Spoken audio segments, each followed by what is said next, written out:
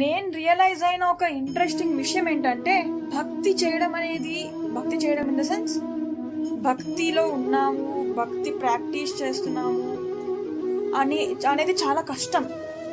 ఎందుకు కష్టం అంటే నిజంగా భక్తి ఏంటి, ఇంకా ఫ్యాంటసీ వరల్డ్లో బతకడం ఏంటి, భ్రమ ఏంటి. నిజమైన భక్తి శాస్త్రాల గైడ్ లైన్స్ని ఫాలో అవుతూ నిజమైన గురువుని ఎన్నుకుని ఆయన చెప్పిన విధంగా నడుచుకోవడం. ఎందుకంటే నిజమైన శాస్త్రీయ గురువు నిజమైన భక్తులు కాబట్టి వాళ్ళు యాక్చువల్లీ ప్యూర్ డివోటీస్. చాలా మంది ర్యాండమ్ గా పక్క వాళ్ళని ప్యూర్ డివోటీ అనేస్తారు. అందరూ నిజమైన భక్తులు కాదు, నిజంగా వాళ్ళు భక్తులు కాదు. ఎంత కామ క్రోధ లోభ మోహాలు నిండున్నాయి మనసు నిండా. అలాంటప్పుడు భక్తిలోని బాగుడ రాదు. అందుకే చాలా మటుకు భక్తి అనే భ్రమలో ఉంటాము, లేకపోతే నాకు భక్తి వచ్చేసింది అని ఫ్యాంటసీ వరల్డ్ లో బతుకుతూ ఉంటాము.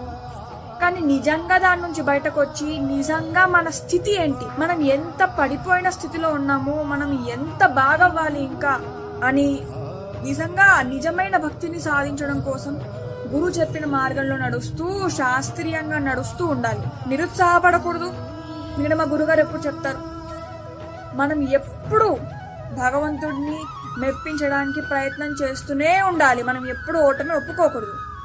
కానీ అలా అని నాకు భక్తి వచ్చేసింది, నేను భక్తిలో ఉన్నాను, నేను కృష్ణ కాన్షియస్నెస్ మార్గంలో ఉన్నాను, నేను చాలా మహానుభావురాలి పక్క వాళ్ళు అని తెలియకుండా అహంకారం వచ్చేసినప్పుడు మనం ఎలా భక్తిలో ఉన్నట్టు? భక్తిలో ఉన్న వాళ్ళకి అహంకారంలో కూడా తెలియదు.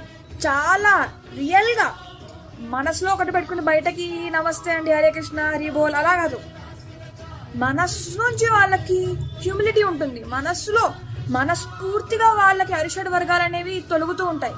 బయట కోటి లోపల కోటి ఉండదు. అలాంటి రియలైజ్డ్ స్టేట్కి మెల్లిగా చేరుకోవాలి. ఇంకా చాలా కష్టమని అర్థమైనప్పటికీ గురువుగారు ఉన్నారు అనేదే ధైర్యం. ఒక శిష్యుడికి గురువే ధైర్యం. అందుకే రాధే రాధే, జై గురుదేవా.